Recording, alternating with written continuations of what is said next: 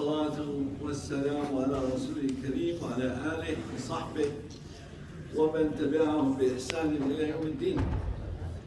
اللهم اجعلنا منهم يا رب العالمين. السلام عليكم ورحمة الله وبركاته. We praise Allah subhanahu wa ta'ala to accept all our good deeds. ربنا تقبل منا إنك أنت السميع العليم وتب علينا إنك أنت التواب الرحيم. اللهم آت نفوسنا تقواها وزكها أنت خير من زكاها أنت وليها ومولاها.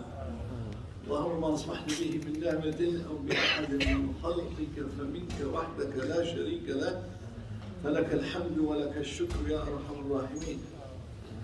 We praise Allah subhanahu wa ta'ala and يرزقنا الإخلاص في العمل. May Allah subhanahu wa ta'ala make us do what we do purely to please you and you alone. Allahumma ameen. Alhamdulillah, we are very close to Ramadan.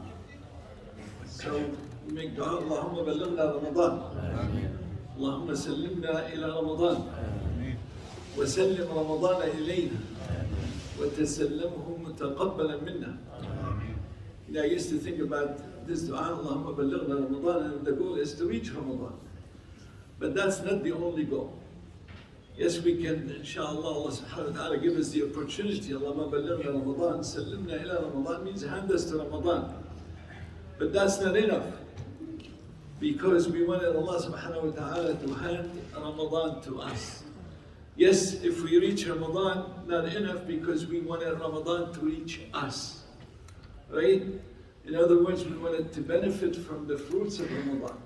So living through Ramadan is not enough, but to make sure that we benefit. And you know, the scholars divide people according to what we do in Ramadan. Three categories. One is the mahrumun, the second is Ramadaniyun, the third is the muttaqun or rabbaniyun. Right? SubhanAllah. Allah mash'alna min. The last one, right? The mahrumun is the one who reaches Ramadan and doesn't benefit. They don't do the fasting, they don't do the salah, and if they do, they just don't do it right. And then the Ramadaniyun is the one who really high gear in every ibadah, but it's only in Ramadan. Only in Ramadan. It doesn't last further. And that's where we have to be careful. You know how many, when we attend Ramadan has to change us. Why? Because you have a high exposure to the Quran, right? And a high exposure to the ibadat. And when you reach that level, you can't just go back. You got to keep going. That is the وَالَّذِينَ آمَنُوا زَادَهُمْ إِيمَانًا. Allah subhanahu wa ta'ala will increase the iman with the ibadat, with the ta'at.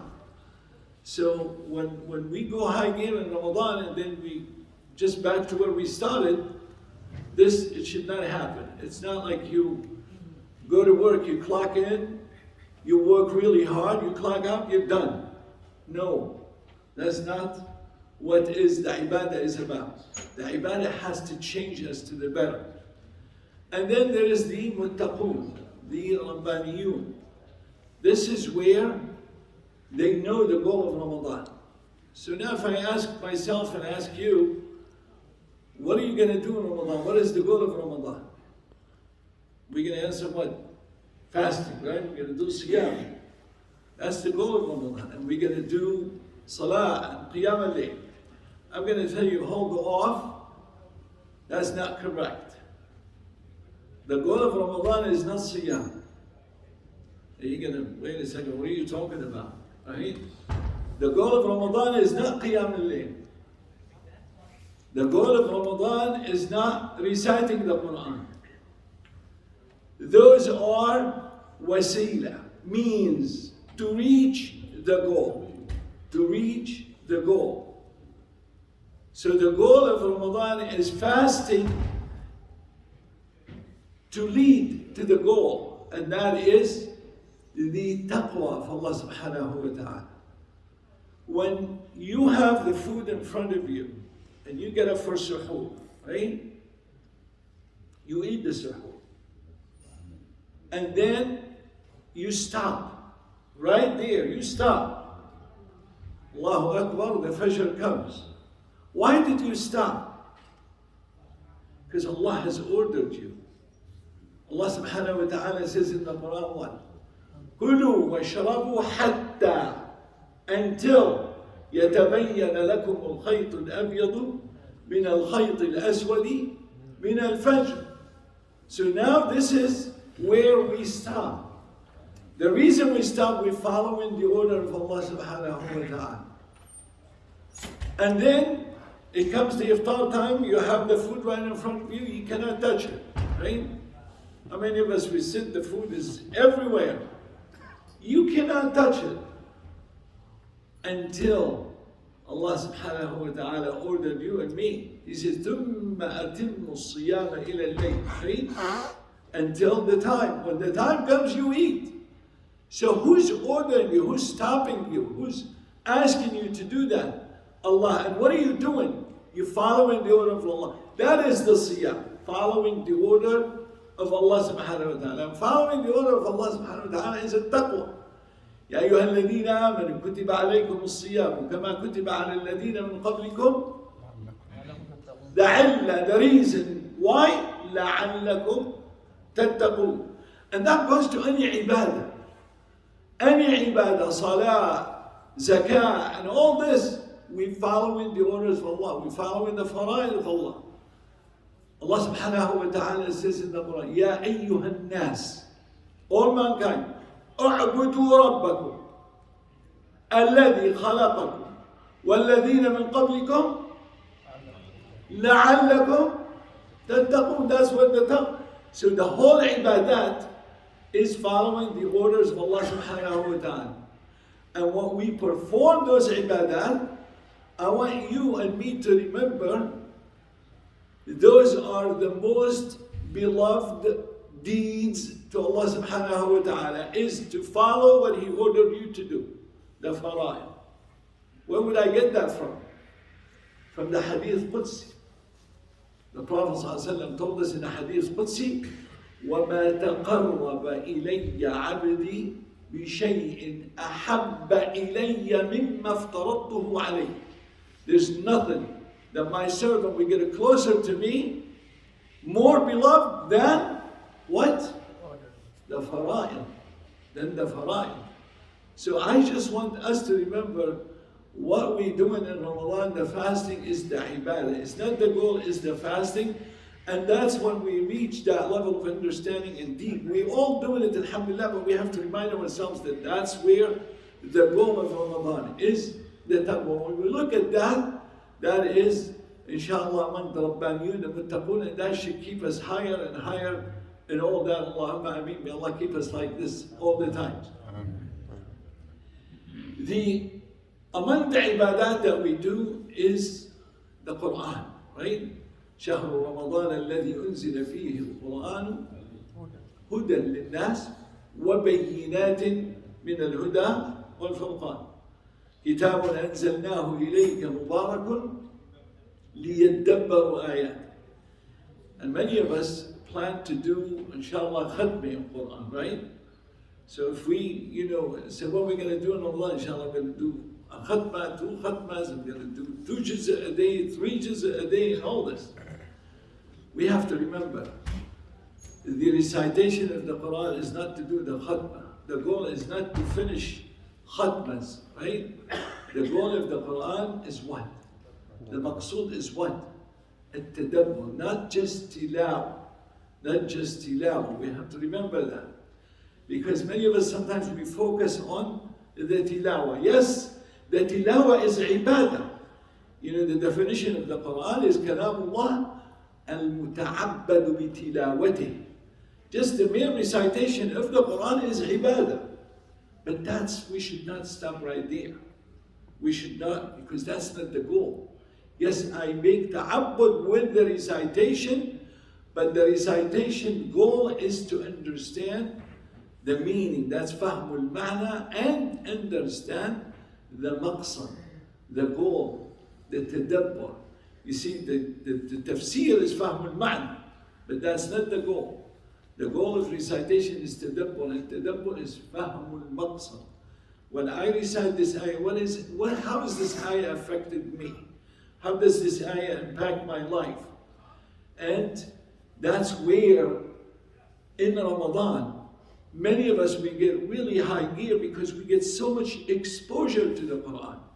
I mean, just remember this. You get up in the morning and you start with the Quran, subhanAllah, dhikr of Allah subhanahu wa ta'ala. You come to the masjid, you listen to the recitation, right?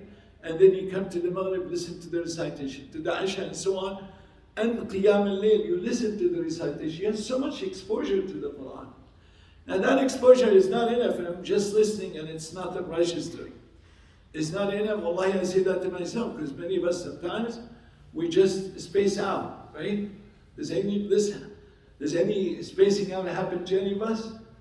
You can raise your hand, right? We all do. And we find ourselves, like after a page or 2 pages of reciting ourselves, you can't even remember how we got there. SubhanAllah. And that's where you pause. If you are doing tilawah and you recite the Quran and you just don't remember the last page or the page that you're reading, go back. We missed so much. Now let me ask you, in our life, if we put on the door here a survey, say, tell us what you have achieved in your life, right? Many of us, alhamdulillah, high achievers. I had a degree in this, right? I had a profession in this, I mastered this, I did this. But let's just put the Quran, what have you achieved in the Quran? And let's see how old are we? And let's see how many Ramadans we got exposure to. How many Ramadans we experienced. And how many times we listened to the Quran. And how many times we recited the Quran with a high volume and high exposure. Has this advanced us? And that's where we look at Ramadan and ask Allah subhanahu wa ta'ala to make us benefit more and more and more. Allahumma ameen. Whenever we have benefited, we always shoot for higher. That is a progress, and that's what the goal should be. So now, the question that I have for you, you have Ramadan coming, and we have bargains. You know, you go shopping and you look for bargains, right? So let's do bargains in Ramadan. Now I wanted to ask you, the bargains is you get high stuff for less amount of work, right? Or the reward, like ujur muda'af. Yeah, I'll give you an example. The bargains, for example, if you pray Fajr at home, that's a prayer. But if you come to the masjid, that's multiplied. The reward is multiplied. So those are the bargains. That's why, alhamdulillah, may Allah subhanahu wa ta'ala make us among the winners. Allahumma ameen. So that's where the smart people get up and go for the bargains, right? So what are those bargains that we should not miss on? And I'll tell you the first bargain. من صام يوما باعد الله به وجهه عن النار 70 خريفا أو كما قال صلى الله عليه وسلم. One day of fasting, Allah subhanahu wa ta'ala will keep us away from hellfire how much? 70 years. In one day fasting. Allah subhanahu wa ta'ala keep us away. Remember that ayah? فَمَنْ زُحْزِحَ عَنِ النَّارِ زُحْزِحَ عَنِ النَّارِ رحمك الله وَأُدْخِلَ الْجَنَّةِ فَقَدْ فَازَ. That's the bargain. SubhanAllah. So you can imagine fasting one day and then you do the math. We fast 30 days in Ramadan. We fast, inshallah, we're going to fast the 3 days in Sha'ban, right? The Ayyam al-Bid, right? When is that? Tomorrow, inshallah. So tomorrow, Sunday, Monday, and Tuesday. Don't forget, inshallah, reminder, the Ayyam al-Bid. May Allah subhanahu wa ta'ala accept from all of us. Allahumma ameen. So, look at the bargain. Now that's obviously for, alhamdulillah, for all of us. But look at the bargain. من فطر صائما كان له the same, right? So if you break a fast or you give iftar to somebody who is fasting, you get that reward. What is that reward? 70 kharifan away from the Jannah. So now you decide and I should decide how many years we want to be away from hellfire. And look at that bargain, subhanAllah. Sometimes we look at the hadith in a different way. We have a different approach. May Allah subhanahu wa ta'ala make us benefit from all these bargains, right? Like among the bargains, but it's not necessarily in Ramadan all the times, like right now. When you are praying Fajr in the masjid and you sit after Fajr, right? Dhikr of the Quran or discussing the Quran, what happened until Duha, right? And then you pray 2 rak'ah. What is the reward here? Hajj wa Umrah, right? SubhanAllah, you have a reward of Hajj. You see Allah subhanahu wa ta'ala how generous He is. You are here benefiting, reciting, getting more rewards, and on the top of that, the ajr is multiplied. The ajr is multiplied. Any other? If Allah accepts. Of course. This is extremely important. If Allah accept. You just brought something that... Why wouldn't Allah accept? MashaAllah, barakallah fiqh. A believer always have to remember that performing the deed, a good deed, performing a good deed does not necessarily guarantee the acceptance from Allah subhanahu wa ta'ala. Why? Listen to this ayah. Allah subhanahu wa ta'ala says, وَإِذْ يَرْفَعُ إِبْرَاهِيمُ الْقَوَاعِدَ مِنَ الْبَيْتِ وَإِسْمَاعِيلُ. And then what? رَبَّنَا تَقَبَّلْ مِنَّا إِنَّكَ أَنْتَ السَّمِيعُ الْعَلِيمُ. Right? Now here, Ibrahim and Ismail, alayhim as-salam, they were prophet from Allah subhanahu wa ta'ala. Right? Chosen by Allah subhanahu wa ta'ala. Ordered by Allah subhanahu wa ta'ala. Followed the order of Allah subhanahu wa ta'ala. The order was the most sacred job on the face of earth, building the Kaaba. And yet, they're making dua for Allah to accept their good deeds. Right? The Prophet ﷺ told us, when you are fasting, when you break your fast, you make a dua. What is that dua? Who can tell me that dua? ذهب الظمأ وابتلت العروق, and the punchline is the qabul is وثبت الأجر inshallah. You're asking Allah to give you the reward. So the believers always worry about that their deeds that may not be accepted. In Surah Al-Mu'mineen, Allah subhanahu wa ta'ala said, وَالَّذِينَ يُؤْتُونَ مَا آتَوْا وَقُلُوبُهُمْ وَجِلَةٌ أَنَّهُمْ إِلَىٰ رَبِّهِمْ رَاجِعُونَ. Aisha radiyallahu anha, this is Tafsir Nabawi. She came to Muhammad sallallahu alaihi wasallam and says, who are those people that you're talking about? Those that they drink, they commit sins, they're so worried that Allah will not accept their deeds. He said, no, ya Aisha, those are as-sa'imun. The people who have siyam and who have good deeds, they're still worried that Allah may not accept their deeds. So yes, we are worried about Allah may not accept our deeds, so we make dua. And in order for a deed to be accepted, it has to be one, completely sincere to Allah subhanahu wa ta'ala, ikhlas. And second is the mutabah, to follow authentically what the Prophet ﷺ has told us to do, right? The Prophet ﷺ told us, the siyam, the qiyam, and he put a condition. He said, man sama Ramadan, imanan wa ihtisab. Man qama Ramadan, imanan wa ihtisab. Man qama laylat al-qadri, imanan wa ihtisaban. So you are doing it on a condition. The condition is iman. You follow in the order of Allah, sincerely to please Allah, and ihtisaban, hoping that Allah will accept and reward. That is the ihtisab. That is the ihtisab. So yes, the deed may not be accepted because there may be something wrong with it. Maybe we have some shortcomings. You know, you come into the prayer and you say Allahu Akbar and you pray the whole time, right? And at the end of the prayer you say Assalamu alaikum rahmatullah, Assalamu alaikum rahmatullah. Right after that you say what? Astaghfirullah, astaghfirullah, astaghfirullah. What did you do? I mean, you just prayed. You didn't commit any sin, right? But what is the istighfar for? Because I'm worried that this deed may not be accepted. Maybe there's something. Maybe I spaced out. Maybe the salah was not complete.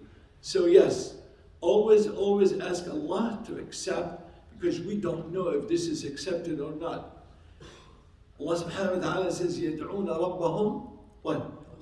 خَوْفًا وَطَمَعًا. They're fearing His punishment and hoping for His mercy, for His reward. يسارعون في الخيرات, right? يدعون ربهم رغبا ورهبا, right? أمن هو قانت آناء الليل ساجدا قائما. What happened? Continue. يحذر الآخرة خوف ويرجو, right? So there's always this hope and fear all the time. Yes, yeah. Fasting is the only worship that if it's for God. God said, everything that you do is for yourself, except fasting is for me. And the reason for that is fasting is the only worship that used to worship God. All other religions or all other people, kuffar, they used to pray to the asnam, to the statues. They used to slaughter sheep on the statues, but nobody else fasted for any other, God except God only. Jazakallah khair. So he's referring to the siyam is a ibadah, is a special act of worship. The only one knows that you're fasting is Allah subhanahu wa ta'ala, right? The other ibadat is zahira, that you can see, like when you pray, people see you praying. When you slaughter, people see you sacrifice, and so on, and all this. Zakah, people can see this. But when the siyam, illa siyam فَإِنَّهُ لِي وَأَنَا أَجْزِي بِهِ. That's no one knows the reward of the siyam except Allah subhanahu wa ta'ala. We know the reward is big. We know the reward is great, right? And that Allah subhanahu wa ta'ala, that illa siyam فَإِنَّهُ لِي وَأَنَا أَجْزِي بِهِ. So may Allah subhanahu wa ta'ala give us khayra al-siyam. So always remember the performing the deed that you always ask Allah subhanahu wa ta'ala al-qabul.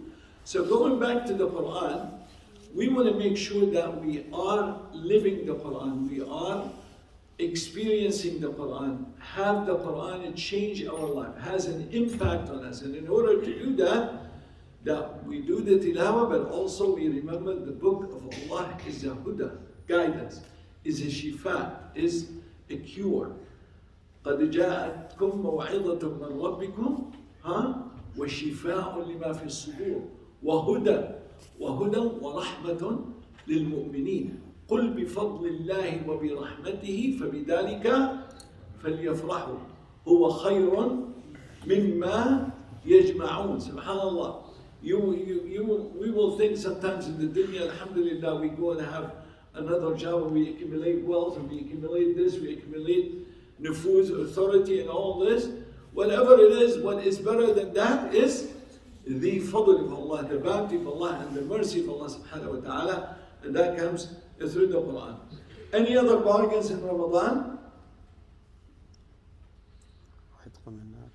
How about Umrah?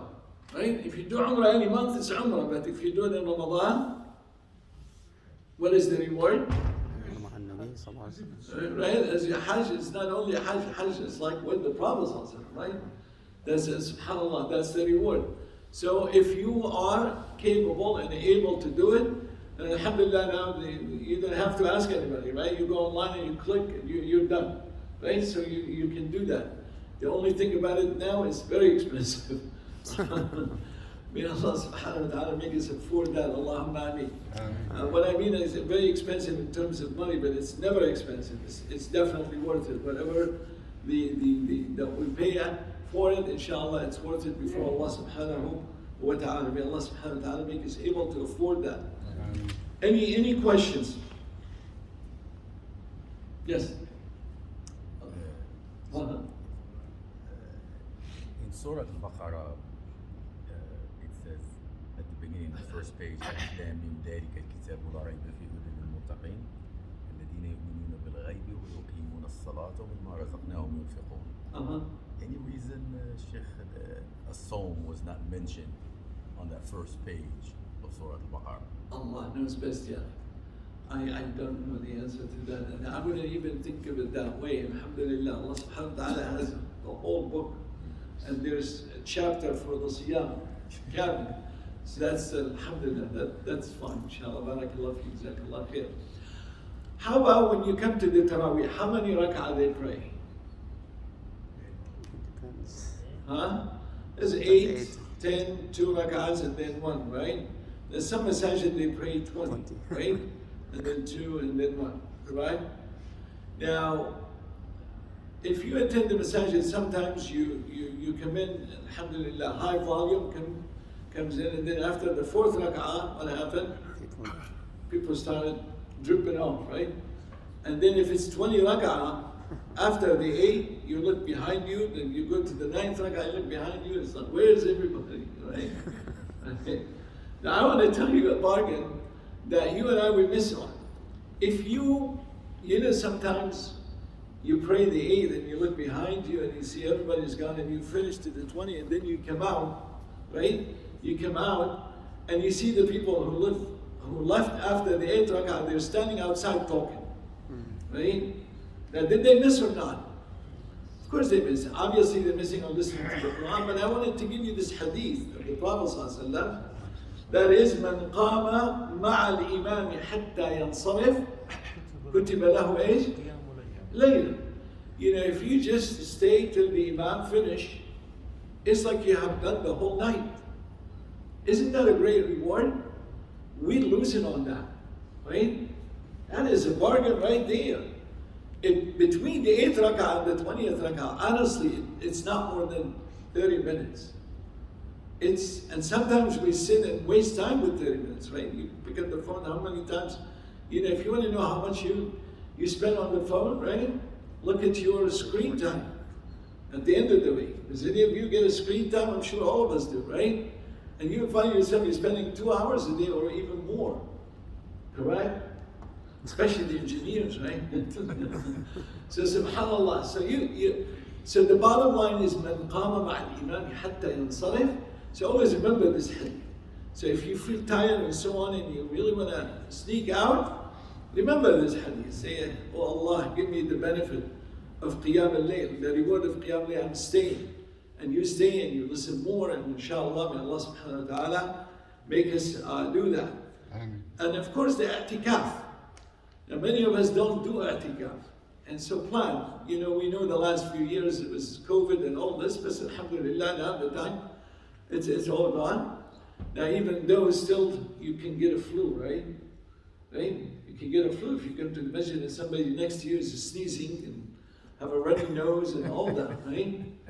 And that's why I ask myself and all of us, please, if you have cold and you sneeze and all this, just stay home. Wallahi, you get more reward, inshallah. Right? Because you don't want any people get sick. And the flu is very fast to spread. So when there's a flu season, just try to do that. And if you must come, put a double mask. And maybe stay in the corner, right? And then when you finish the run out of the masjid, right? If you have to come. But the best is if you don't, inshallah, to save yourself or to save others from getting that thing. Why you have to? Since you're sick, why do you have to come? You don't. I'm saying you really don't. It's best not to. But there's some people, they find themselves, they really must come. They really have to. If you really must, then just wear the double mask. And that protects Allah.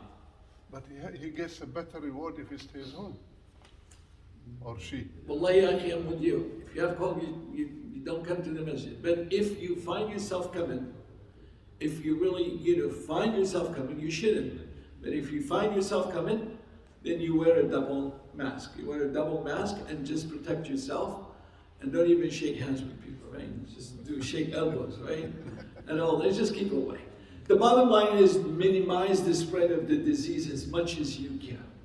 I say that now because in terms of healthcare, we're just talking about healthcare.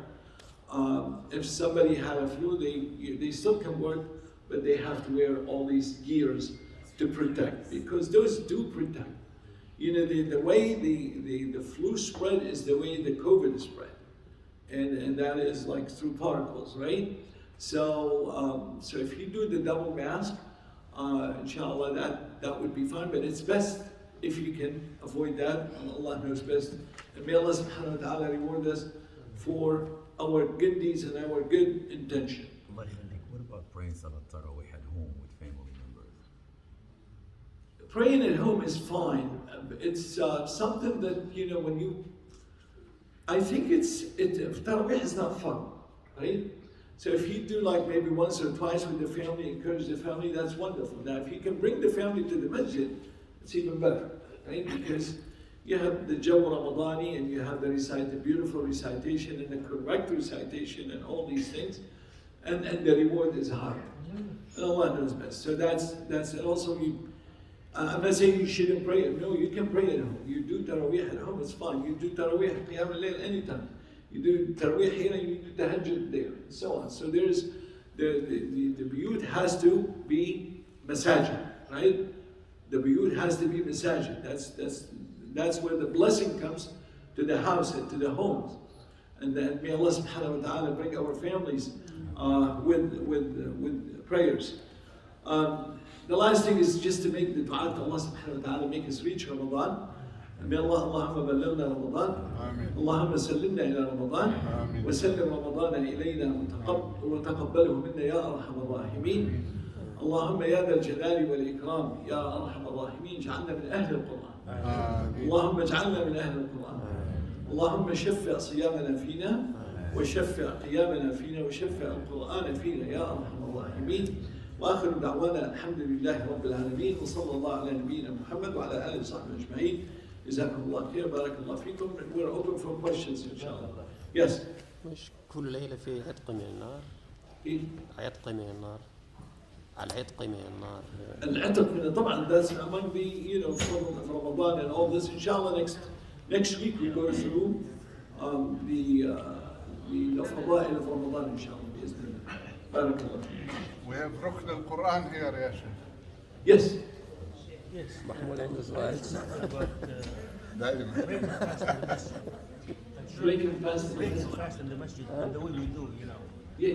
I read Sheikh bin Baz, Sheikh Al-Uthaymeen, Sheikh Al-Alban. They said this is really innovation because the masajid are not built for that. Because you turn the masjid into a restaurant. So they said the only exception that people can break fast in the masjid if you have some guests who are poor or people who come to the masjid, you can feed them, but not the way we do it because it causes so much confusion, so much distraction. The masajid are not built for that. I don't know about this, and I'm not the one who will be able to make that comment on this. I don't personally see anything in it, Allahu A'lam, because what you're not doing is just breaking your fast, whether you're breaking a fast with the jama'ah, or you're breaking fast whether it's in your home, whether it's in your masjid, whether it's on the street, whether it's anywhere. Allah knows best. I don't see anything in it, Allahu A'lam. But again, I'm not the one who will make a fatwa in this. Allah Ta'ala A'la wa A'lam. Barakallah. طيب بارك الله فيكم جزاكم الله. Oh, I'm sorry. Yeah, taking a pause. On اعتكاف, and so I'm working from Thursday through through Sunday to have a Friday and then Saturday. So if you want to i'tikaf in masjid, and so you can come and do i'tikaf, and then so for like 2 days, and then you can do i'tikaf as you can do i'tikaf as much as you want, and time-wise, there's no limit for it, and no restriction for it. You can do i'tikaf 4 hours, you can do 1 day, you can do 10 nights, you can do whatever it is, inshallah. But whatever you do, make sure you disconnect completely, because sometimes people make i'tikaf and they bring their work to the masjid, right? So that's just their work. Yeah, they get their computer, they get all these things, and it's I'm i'tikaf, and then you start working through. You have to disconnect completely, especially now when things are, subhanallah. Barakallah, you can do any time, inshallah. Yes. فضل السحور بركة. Inshallah, we go about what to do in Ramadan. next week. Inshallah. Inshallah, this is closer to Ramadan, so we go through this. Among them, the suhoor. تسحروا فإن في السحور بركة. The malaika comes down and make dua for the sahirin. Allah subhanahu wa ta'ala make us among those, inshallah. And the reason I say that, especially when the day is long, some of us find ourselves, why should I get up to the suhoor? Inshallah, I sleep a little bit longer and kind of like, but no, you get up for the suhoor and you make sure your family get up for the suhoor. You have to teach them, train them to do that, no matter what it is. Even if it's you drink water, just get up for the suhoor. The suhoor is the sahharu فإن في السحور بركة. May Allah subhanahu wa ta'ala barak lana fi kulli shay. Allahumma ameen. Jazakallah khair. طيب. جزاك الله خير.